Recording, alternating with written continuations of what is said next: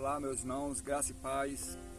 No dia de hoje eu quero trazer uma reflexão baseada na palavra de Deus que se encontra no livro do profeta Ezequiel, quando Deus levantou o profeta para profetizar ao povo de Israel que estava no cativeiro babilônico. Capítulo 37 diz assim: Veio sobre mim a mão do Senhor, e o Senhor me levou em espírito e me pôs no meio de um vale que estava cheio de ossos, e me fez andar ao redor deles. E eis que eram muito numerosos sobre a face do vale, e estavam sequíssimos.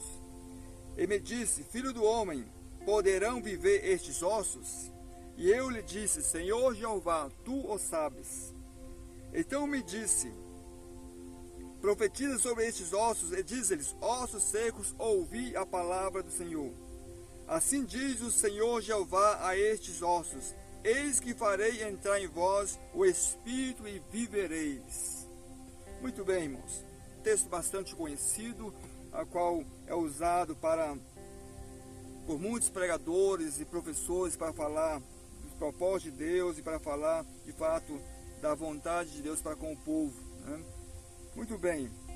Deus levantou o profeta Ezequiel para profetizar para um povo que estava no cativeiro devido o pecado, devido à desobediência. Deus permitiu que aquele povo fosse levado ao cativeiro. Só que lá no cativeiro, devido ao tempo se passar e eles estarem ali já por muito tempo, eles estavam entristecidos, havia desânimo no coração deles, não tinha mais esperança, e eles estavam como quem estivesse morto. O povo já tinha perdido totalmente a perspectiva de futuro, e por essa razão havia um desânimo muito grande no coração do povo de Israel, né? E podemos pontuar nesse texto dois aspectos daquela situação que é de fundamental importância para nós. Primeiro, todos estavam participando das mesmas situações do exílio, todos estavam nas mesmas aflições, passando pelas mesmas dificuldades, todos estavam ali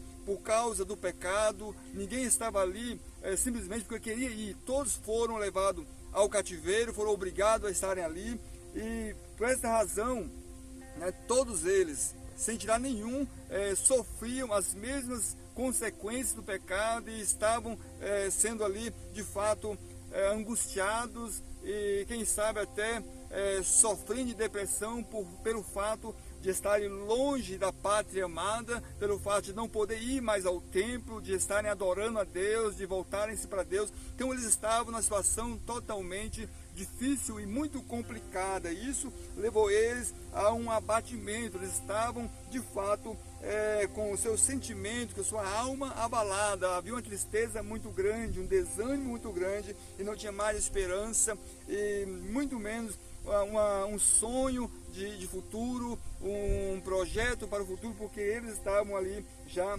perdendo toda a perspectiva de vida, achavam que não tinha mais condições de retornarem à pátria, de estarem em Jerusalém, de estarem vivendo a sua vida normalmente. Então podemos observar que ninguém estava isento das aflições daquele tempo. Podemos então dizer que nos dias de hoje, né, nós também estamos nas mesmas condições, né, se compararmos com a deles, em situações também de desânimo, situações a qual tem nos levado a nos entristecer, a nos amedrontar devido a essa pandemia que está atingindo o mundo inteiro. Muitas pessoas estão desanimadas, muitas pessoas estão desesperadas, muitas pessoas já perderam a esperança, muitas pessoas não têm mais perspectiva de futuro, e outras nem vida espiritual tem mais, né? Devido ao tempo, a demora para sanar essa situação, para acabar essa situação, muitos até estão abandonando as escrituras, muitos estão deixando de meditar na palavra de Deus, muitos estão deixando de se preocupar com as coisas espirituais, porque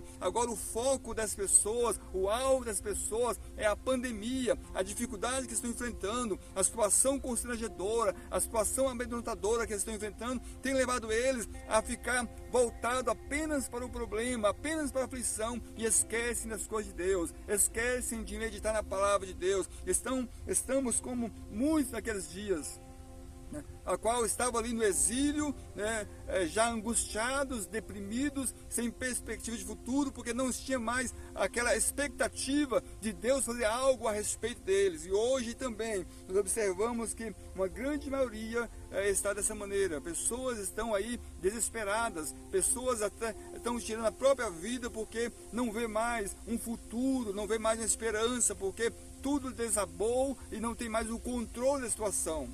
Então nós precisamos entender que de fato há situações pelas quais nós temos que passar e precisamos passar para Deus tratar do nosso coração. Deus permitiu o povo ir para o exílio para justamente transformar a vida deles. Deus não queria apenas mudar eles de Jerusalém para o cativeiro, para a Babilônia, não. Deus levou e permitiu eles lá no cativeiro para transformar a vida deles, para quando eles voltassem de fato transformados, voltassem com a vida no altar, voltassem buscando de fato o Senhor. E Deus tem permitido também essa pandemia no mundo inteiro.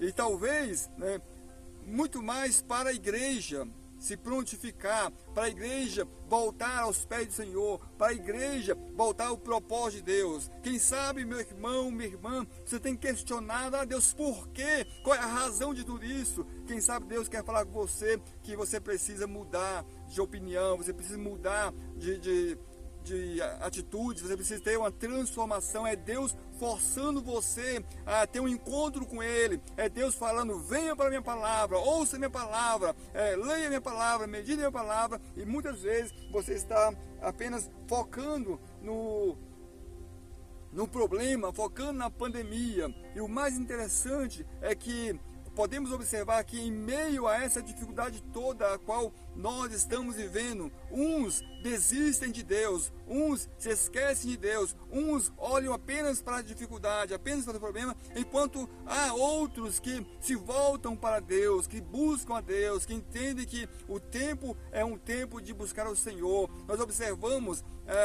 os dois aspectos interessantes do cativeiro, é que alguns ou a maioria estavam voltadas para o problema, a maioria estavam distante de Deus, a maioria estava lamentando, questionando, enquanto isso alguns foram levantados por Deus, porque eles de fato se dedicavam ao Senhor, eles tinham esperança no Senhor, como o próprio Ezequiel, Daniel, né, Isaías e outros tantos que se manteram de pé diante daquele aspecto terrível ao qual estavam vivendo. Eles ainda tinham a capacidade de ouvir a voz de Deus. E quando Deus chama o profeta Ezequiel e chama ele para profetizar sobre o caos, então, meu irmão, minha irmã, é hora de você sair de dentro da multidão, é hora de você se posicionar de maneira a se tornar um profeta de Deus, uma profetisa do Senhor, para profetizar em meio ao caos, profetizar a vitória sua, da sua família, a vitória da igreja, porque Deus de fato quer levantar homens e mulheres com a capacidade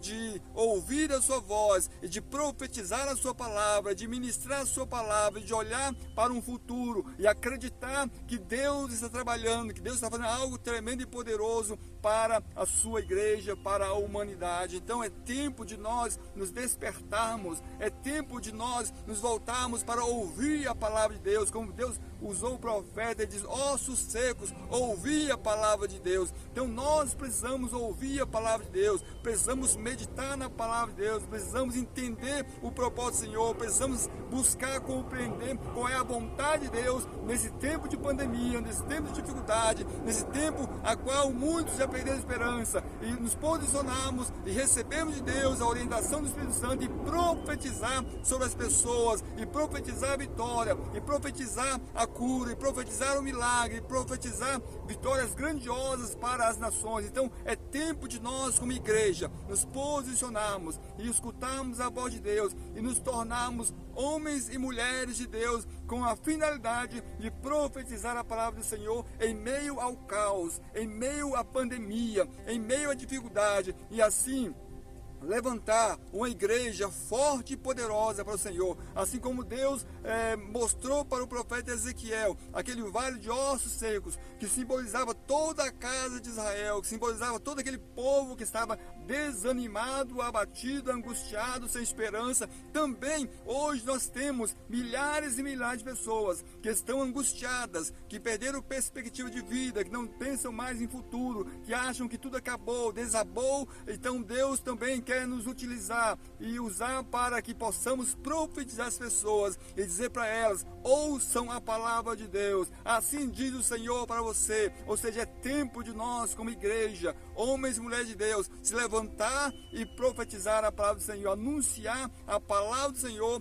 para as vidas que estão perecendo, para as vidas que estão sofrendo, e assim certamente levantar uma grande igreja, uma igreja poderosa, uma igreja que marcha, uma igreja que avança em boas obras, uma igreja que olha para as coisas do alto, uma igreja que está de fato buscando o reino dos céus. Então é tempo de mudança, é tempo de transformação, e para isso acontecer, primeiramente precisamos ouvir a palavra de Deus e depois, de fato, obedecer a palavra do Senhor e, sendo cheio do Espírito Santo, fazer a vontade dele para que vidas possam ser transformadas. Então, meu irmão, minha irmã, de que lado você está? Da multidão desesperadora, da multidão que está sem perspectiva de vida, da multidão que perdeu a esperança, ou daqueles que ainda têm esperança no Deus vivo e poderoso? Ou você está fazendo parte daqueles que ainda estão de pé, que meditam na palavra de Deus dia e noite, que estão preocupados em fazer a vontade de Deus e cumprir o seu propósito? De que lado você está? Eu te aconselho, se você está do lado da multidão desesperadora, se volte agora para o lado daqueles que andam com o Senhor, daqueles que são firmes no propósito do Senhor, daqueles que estão olhando para o autor e consumador da fé, para aquele que tem poder de transformar todas as coisas. Que Deus possa, de fato, te conduzir num caminho de vitória, que Deus possa te guiar nesse caminho correto, nesse caminho a qual somente conhecendo a palavra de Deus nós podemos entender que é um caminho, embora estreito, espinhoso, mas é um caminho de vitória. Você precisa de fato entender isso.